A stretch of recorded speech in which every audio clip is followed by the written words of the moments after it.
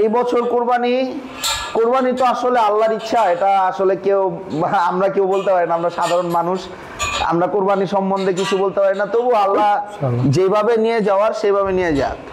তো আমাদের নিজেদের খাদ্য উৎপাদন করতে পারি বিধায় আমরা হয়তো বা টিকে আছি।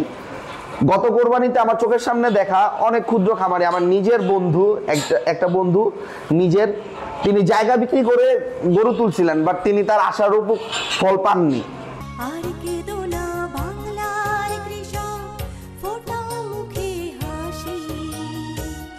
তোমরা দেশের আসল নায়ক বলবে বিশ্ববাসী। এইটা দিয়ে ইনসেমিনেশন করাইছে, একটা কনসেপ্ট, একটা মনে করেন সাকসেসফুল হইছে, ঘরের বাচ্চা চলে আসছে। ওই যে সবাই খালি বলে 1 টনের গরু, হ্যাঁ এইটারে সাইলেন্স খাওয়াইয়া দানাদার ছাড়া 1 টন পাইলে দেখি হয় কিনা। 2 বছর আগে বলছিলাম না যে হাটের মধ্যে যে গরু পালায় যদি সাইলেন্স খাওয়ায় পালতে পারো, ঘাস খাওয়ায় পালতে পারো, 1 টন বানাইতে পারো, তাহলে বুঝুন বেটা। এটা আমরা চেষ্টা করতেছি, ঠিক আছে? এইটার নাম হচ্ছে ডলার, আমার ভাতিজার নাম রাখছে ডলার। আসলে এটা কি জাতের গরু? এটা হচ্ছে হলিস্টিন ফ্রিজিয়ানের সাথে অ্যাঙ্গাসের ক্রস। অ্যাঙ্গাস কি মা নাকি? না, মা হচ্ছে হলিস্টিন ফ্রিজিয়ান আর বাবা হচ্ছে অ্যাঙ্গাস। ওর ঘাড় ওই সামনের পাট পুরাই অ্যাঙ্গাসের এসছে, বাকিটা। ওর মা কিন্তু অনেক ছোট, ওর মা 15-16 লিটার দুধের গাভী। এইটা বড় হওয়ার মূল জিনিস হচ্ছে ও প্রতিদিন মিনিমাম 6 থেকে 7 লিটার দুধ খাইত এভরিডে। এইটাই হচ্ছে ওর বড় হওয়ার মূল কারণ। আপনার 2-3টা প্রোগ্রামে আমি বলেছি গরু পালতে হইলে গরুকে মায়ের দুধ দিতে হবে, এইটা তার প্রমাণ। আরেকটা এর আগের ভিডিওতে দেখছিলেন, এটা তার প্রমাণ। এটা প্রতিদিন 6-7 লিটার দুধ খেয়েছে, তার জন্য এই অবস্থা। আপনি হলিস্টিন ফ্রিজিয়ানকে দুধ খাওয়ান, এরকম স্ট্রাকচার তৈরি হয়ে আসবে। বাট এইটা তো জেনেটিকভাবে এটা অ্যাঙ্গাসের বীজ আছে বলে হয়তো এটা একটু অন্যরকম হয়েছে। ওর এই যে ঘাড়ের দিকটা দেখেন, ওর কিন্তু শিং নাই, বাট জন্মগত শিং নাই, জন্মগতভাবে ও চেপে ধরে, এই জন্য ভয় ওর কাছে যায় না কেউ। কোনো খামারি পালতে চান যে একটা বড় গরু যদি তারা আমার পছন্দ হয় তাহলে দিয়ে দিবে, হ্যাঁ, এবং মিনিমাম প্রাইসে দিব, কিন্তু ভালো খামারি হইতে হবে, যে নিয়ে শখ করে পালবে। আর নাইলে আমাদের এখানে আছে, আমরা আরো 1 বছর পাইলে দেখি কি হয়। এর কি দাঁত হয়েছে? না, এখনো দাঁত ভাঙছে মাত্র, এখনো দাঁত হয় না। দাঁত ভাঙে নাই? দাঁত ভাঙছে মাত্র।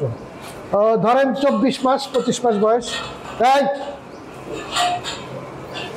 এগুলিও ঘরের বাচ্চা, এই দুটো ঘরের বাচ্চা। এইটা রেড চিটাগাং এসছে, ওইটা শাহিওয়ালের প্রায় অনেক পার্সেন্টেজ পেয়েছে, এইটা আরসিসির কিছু পার্সেন্টেজ পাইছে। আসলে এগুলির ব্লাড লাইন কিভাবে হয় তো দুইটাই ঘরের বাচ্চা, এই দুইটার 2 দাঁতে। এই জোড়াটা কোরবানিতে সেল করে দিই। লাথি মারে কি ব্রাহ্মার যেমন একটা কপাল উঁচু থাকে, হ্যাঁ, ওই শিখের গোড়া মুছে। আসলে মানে এখন আমাদের দেশে ভালো সাইজের শাহিওয়াল যেগুলির ওই কলকম্বল টম্বল বড় থাকে, এগুলিরে বাহামা বলে চালায় আর কি।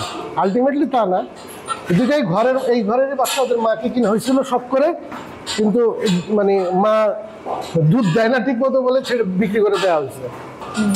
মানে ছোট সাইজের গির আর কি। এইটারও মাত্র ভাঙছে, দাঁত ভাঙছে। তাই রে বাবা,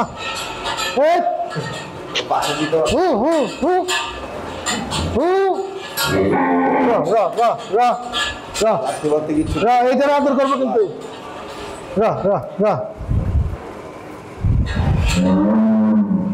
এটা তো মানে দাঁত ভাঙছে, এইটা মাত্র দাঁত ভাঙছে।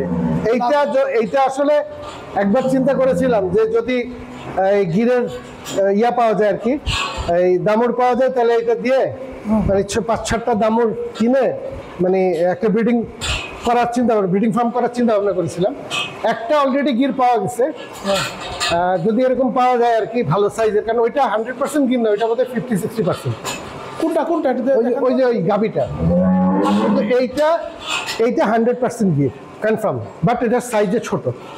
হয়তো কোনো প্রজন্মে ক্রস হয়েছে, ইনব্রিডিং হয়েছে, সেই জন্য ছোট। এইটা শাহিওয়াল রাঠির ক্রস, রাঠি আর শাহিওয়াল ক্রস, আর এইটা পিওর রাঠি। এগুলি সবগুলি 2 দাঁতের, মাত্র দাঁত ভাঙছে, হয়তো 24-25 মাস বয়স, এরকম ঈদ পর্যন্ত যাইতে 30 মাস। এই সংগ্রহ করছেন কোন জায়গা থেকে এই সুন্দর গরু? এগুলি আমার ভাই আছে, যিনি স্বপন ভাই, উনি হচ্ছে ওই মাঝে মধ্যে ছুটির দিন ঘুরতে যায়, যেমন আজকেও ঘুরতে গেছে।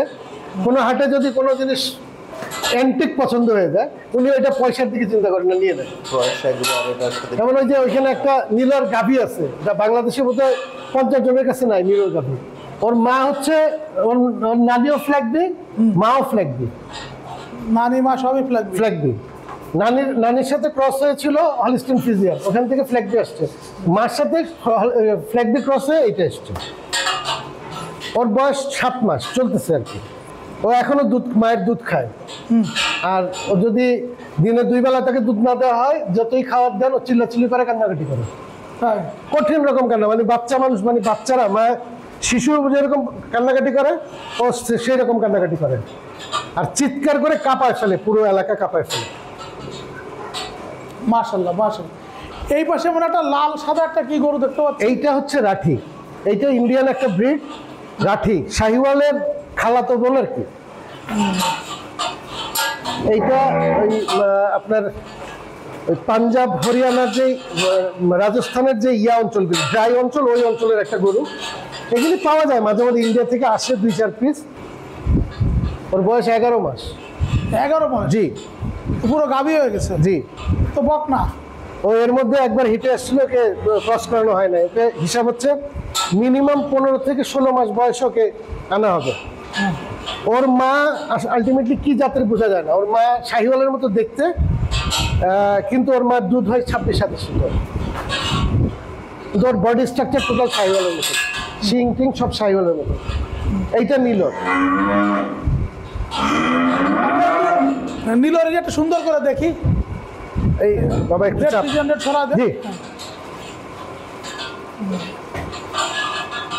এইটা আমরা একটা গাভী কিনেছিলাম ওই ইয়া থেকে, মানে ইন্ডিয়ান গাভী। ওই প্রেগনেন্ট ছিল, হাটে পাওয়ার পরে ওই হাট থেকে কিনা হয়েছে, তার পেট থেকে বাচ্চাটা এসছে। তো বাংলাদেশের একজন নামকরা খামারি এসেছিলেন আমার খামারে ঘোরার জন্য, ওনার কাছ থেকে জানতে পারলাম এটা নিল, কারণ উনি জাত সম্বন্ধে ভালো বাকি বলে, আমি অতটা বুঝি না। তবে এইটার সাথে শাহিওয়াল রাখির তেমন মিল নাই। এটা নাভি, গলার ঝুল একটু ভিন্ন রকম, বডি স্ট্রাকচার, সিং। উনি বললো যে এটা নিল, কারণ উনি ওনার কাছে নিল আছে। ওর স্কিন কালার আমরা যখন নিয়েছিলাম তখন পুরো সাদা ছিল, যত বয়স হচ্ছে এই জায়গাটা আস্তে আস্তে ধূসর হচ্ছে। ও খুব শান্ত। তবে ও 4 বার ইনসেমিনেশন করানোর পরে এইবার বীজ রেখেছে, যেটা বোঝা যাচ্ছে। 4 মাস হয়েছে মাত্র। ও খুব শান্ত। এই সিঙ্গেলটা, এই 3টা, আর ওই পাখরা 3টা, এই 6টা গরু সেল করে দেয়।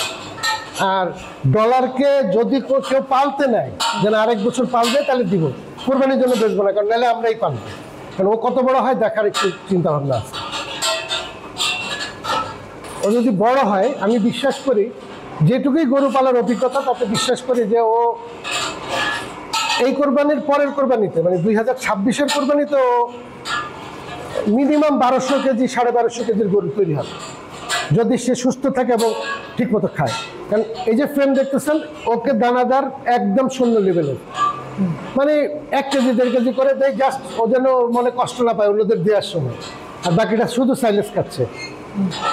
ব্যাপারটা হয়েছে কি, যারা বড় গরু কিনে, ওনারা আসলে আমাদের মতন মধ্যবিত্ত মানুষ বা গরিব মানুষ না, ওনারা পয়সাওয়ালা মানুষ। ওনারা সবসময় বড় গরু কিনবে। দেশ জাহান্নামে যাক, ক্ষতি জাহান্নামে যাক, কিনবে। শুধুমাত্র মধ্যবিত্ত লোকগুলি, ওদের কাছে টাকা পয়সা কখনো বেশি থাকে, কখনো কম থাকে, সেই হিসেবে ওরা কোরবানি কেনে। তবে যেটা মনে হচ্ছে যে ভারতের সাথে আমাদের যেই মানে অসম একটা অবস্থা চলতেছে, কিন্তু প্রতি রাতে এই কুয়াশার মধ্যে হাজার হাজার গরু ঢুকতেছে। উত্তরবঙ্গের হাটের ভিডিও দেখলে বোঝা যায়, গত বছর যেখানে বইল গরু পাওয়াই যায় নাই, সেইখানে অজস্র হাজার হাজার লাখ লাখ বইল আসতেছে। তো আলটিমেটলি সুন্দর গরুর বাজার ভালো থাকবে, বাকি গরু কষাই দামে বিক্রি হবে। 90 আপনার ধরেন 30 থেকে 32 হাজার টাকা মনে বিক্রি হবে, কিন্তু সুন্দর গরুর ডিমান্ড থাকবে। এই খামারের মূল ব্যক্তি হচ্ছে ভাতিজা। আসসালামু আলাইকুম ওয়া রাহমাতুল্লাহি ওয়া বারাকাতুহু। আমার ভাতিজা উচ্চশিক্ষিত মানুষ, উনি চাকরি বাকরি পছন্দ করেন, উনি উচ্চশিক্ষিত মানুষ। খামার করার মূল বিষয়টা হচ্ছে আমার কাকা মোহাম্মদ শামসুজ্জামান স্বপন।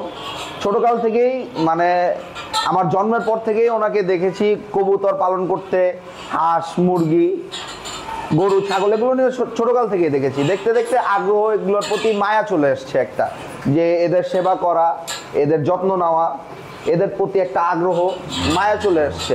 যে বাজারে তো কত মানুষ স্টেরয়েড ইউজ করে গরু মোটাতাজাকরণ করে, আমরা চেষ্টা করি যে শতভাগ পিওরভাবে নিজেদের উৎপাদিত খাবার সাইলেজ প্রদান করে গরু মোটাতাজাকরণে। গাভীর কিভাবে সাইলেজ কিন্তু আমাদের কিনা না, সাইলেজ কিন্তু আমাদের নিজেদের খামারে, নিজেদের ক্ষেতের সাইলেজ। গাভীর কিভাবে দুধ বৃদ্ধি করা যায়, কিভাবে একটা গরুর সুস্থভাবে সবলভাবে গরুকে মোটাতাজাকরণ করা যায়, কিভাবে ওষুধ নিয়মিত ভ্যাকসিন এবং হলো কৃমিনাশক, এই দুটো মনে করেন যে ম্যান্ডেটরি, দুটো আপনার প্রয়োগ করতেই হবে নির্দিষ্ট সময় পর পর।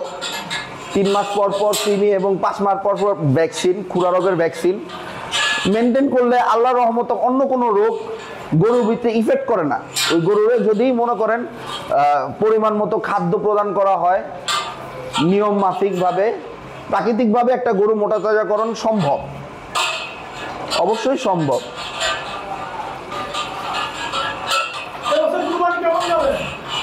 এই বছর কোরবানি তো আসলে আল্লাহর ইচ্ছা, এটা আসলে আমরা কেউ বলতে পারি না, আমরা সাধারণ মানুষ, আমরা কোরবানি সম্বন্ধে কিছু বলতে পারি না। তবু আল্লাহ যেভাবে নিয়ে যাওয়ার সেভাবে নিয়ে যাক। কারণ গরুর দাম কিছু অসাধু চক্রের কারণে খামারিরা, যারা প্রান্তিক খামারে আমাদের মতো যারা চেষ্টা করে, তারা বিতাড়িত হয়।